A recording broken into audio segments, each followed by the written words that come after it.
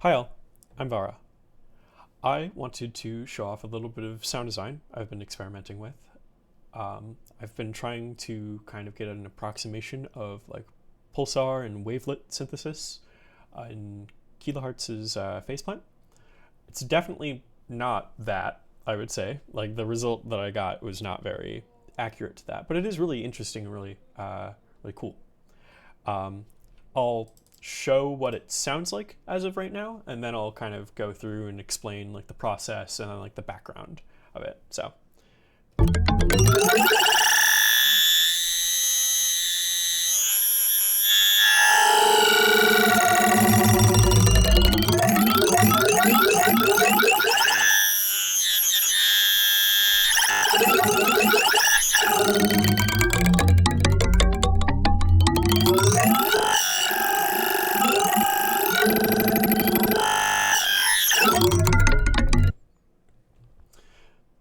So that's what that sounds like.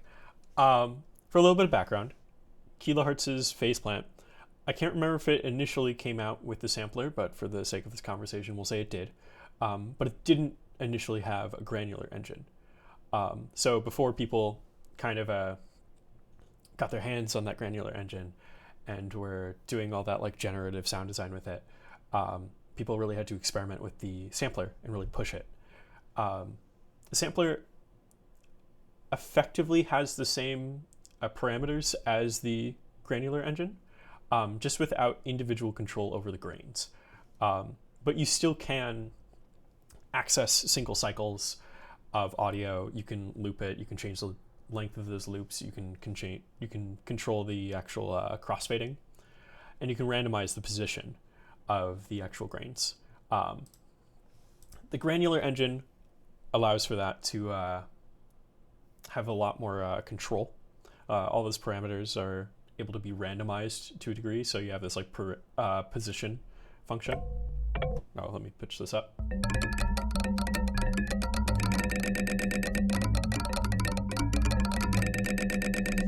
The actual timing of it, pitch, reversing, and then you have the actual grain envelope and the number of grains.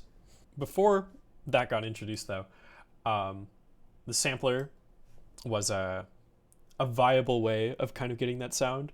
It just wasn't quite the same.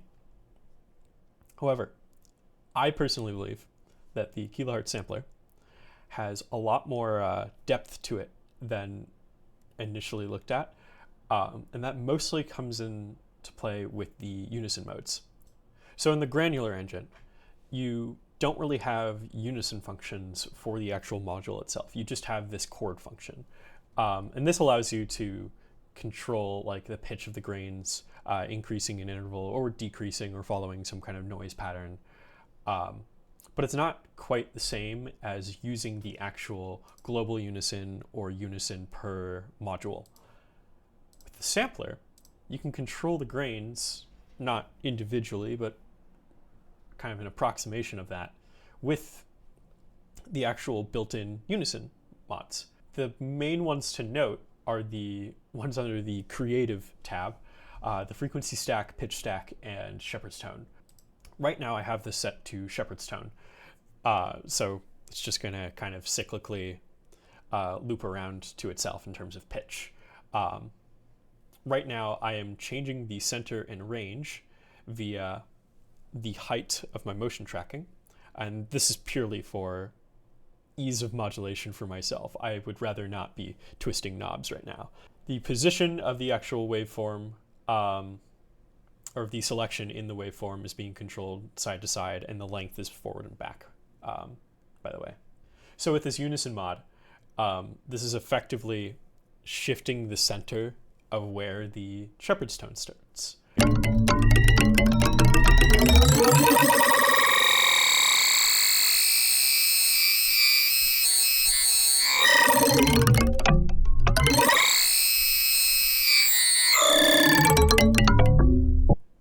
With the other modes, with frequency stacking and pitch stacking, you are changing the range of that.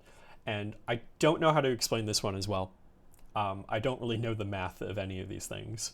Maybe I should look into that a bit more. But these both have very distinct sounds to them.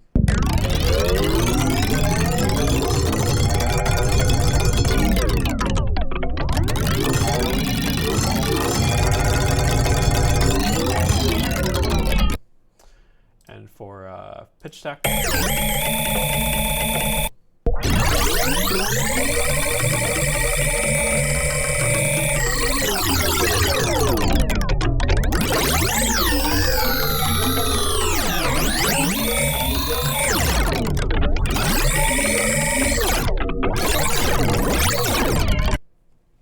You get some really cool results. Let's try some like self-modulation on this. I feel like that might be interesting. Come on, motion tracking.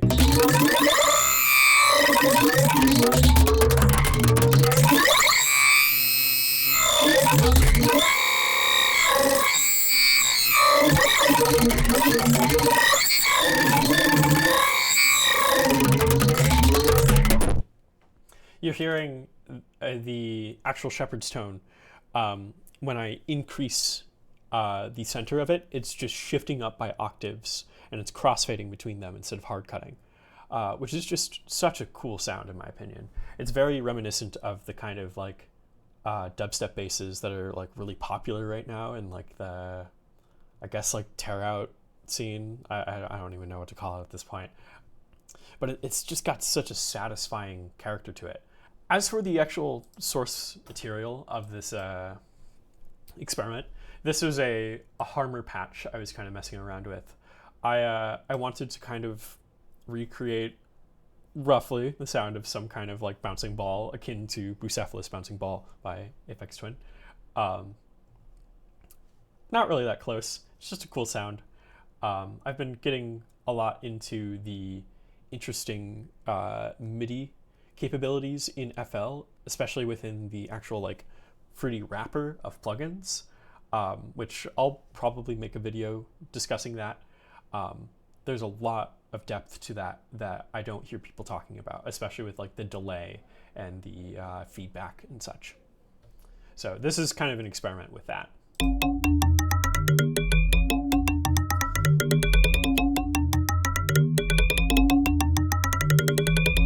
This is me literally just playing in on the keyboard, trying to get kind of the cyclical pattern.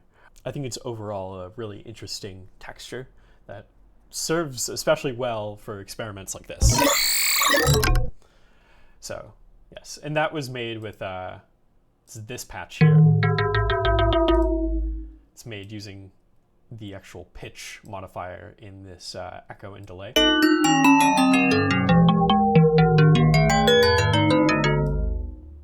So I'll make a proper video kind of discussing my intrigue with this whole side of it. I guess for the rest of this time, I'll kind of experiment just a little bit in terms of sound design here. I wanted to put a shorter sample into this and just kind of see what that does.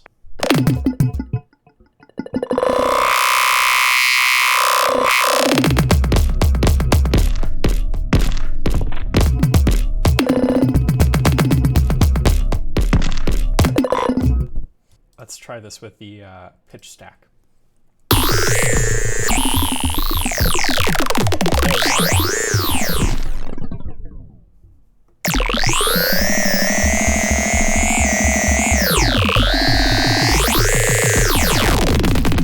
If I have this start and just try and get one of these single loops here.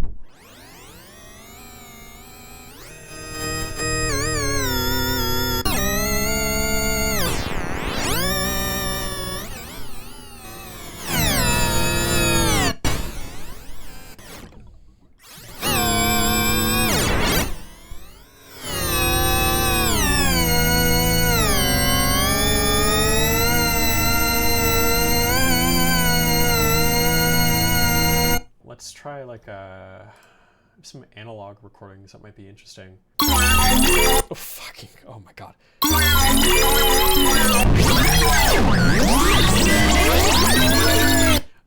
Let's try this with the shepherd's tone. I feel like that might be not any better. There we go.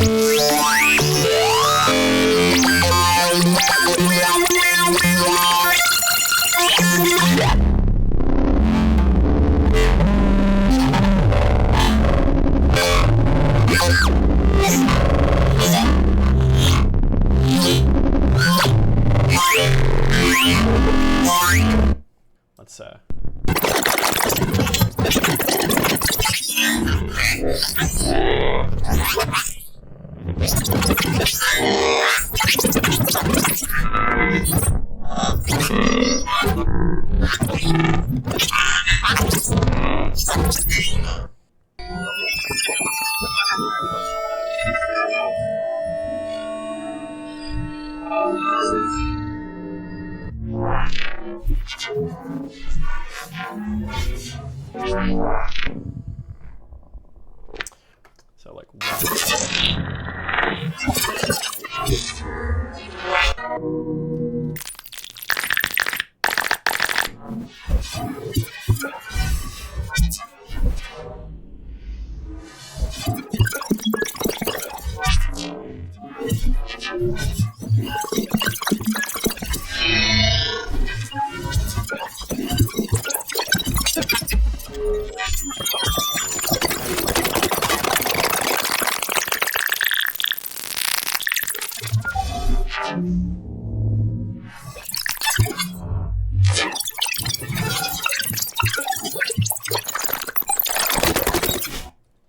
should set the crossfade up a little bit. There we go. That's a good tone. Now something I haven't tried is adding more unison to this.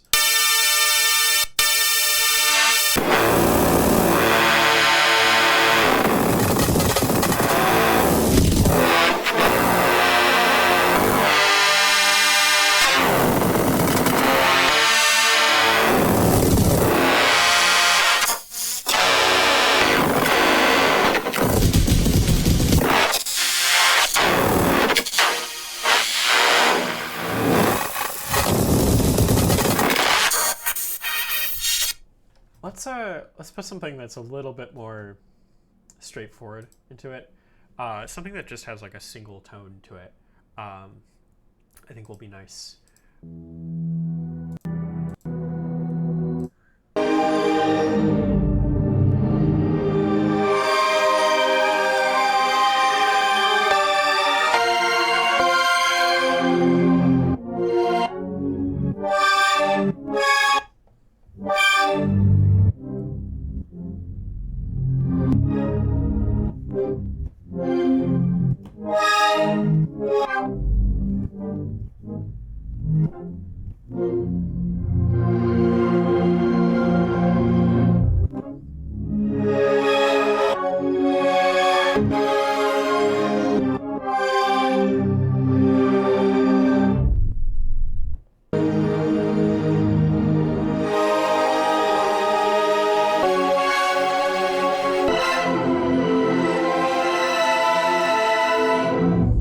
Try something a little bit more dramatic with the pitches. With the unison, rather.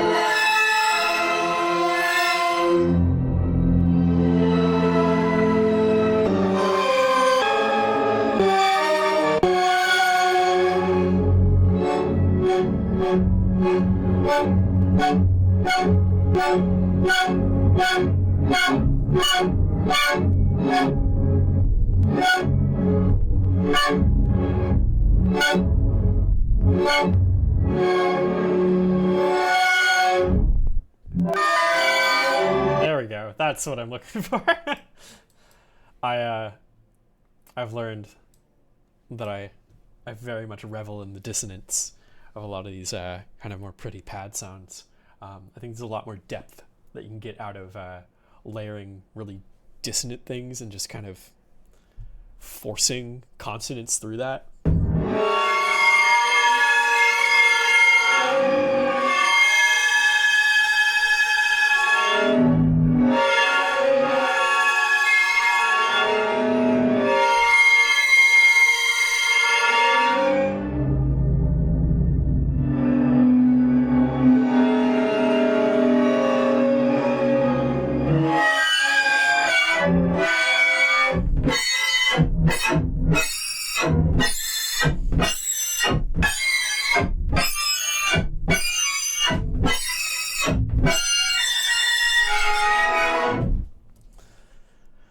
Cool shit.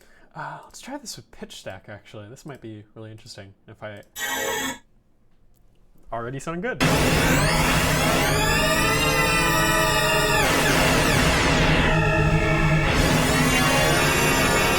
It's like an inverse of the THX deep note.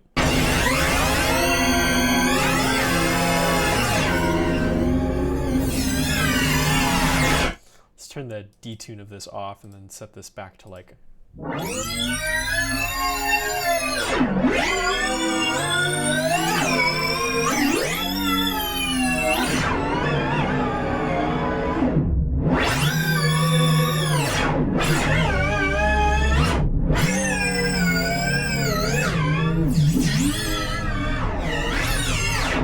There's so much to explore with this kind of thing. Definitely not the first person to talk about this. There's probably plenty of other videos. I think Maluk made a video on this, or on their Twitter or something like that, if I'm remembering correctly. I might not be. Regardless, go check out their stuff. They're cool. Let's try this cut. There's an Instagram account that I really like named Jeremy Ballswell, where he just launches stuff out of this big cannon that he made. It's these like little rockets that he designs. He does like a ton of bullshit, but he does all these like sound experiments with it. He records them with like a high-speed camera, and he'll like pitch them down or like have them like granulize or something like that, and you get all these really cool results from it. I recently sampled like I think like 20 to 30 minutes worth of his stuff. Just threw it into RX, denoised it, and then did a little sample challenge with it. So this is a cut from some of the stuff.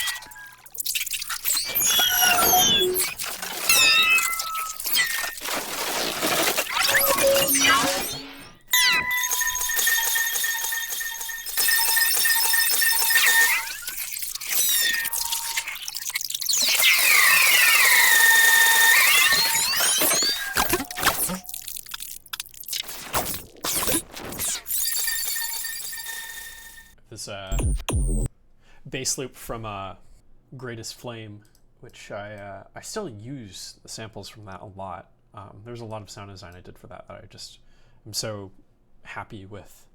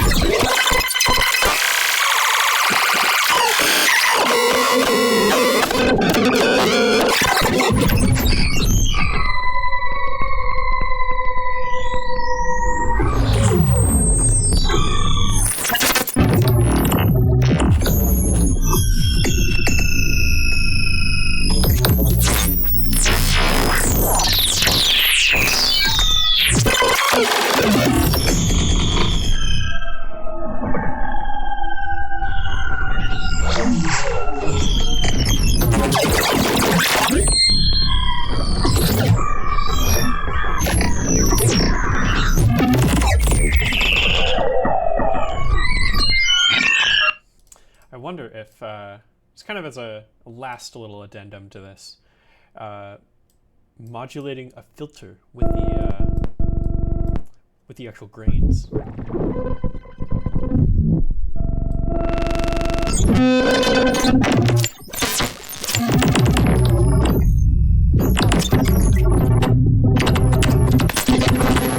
Definitely get something different.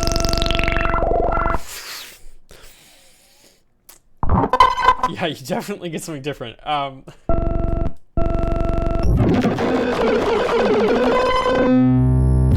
wonder if this is going to be better if I have like an audio follower in here too. Come on.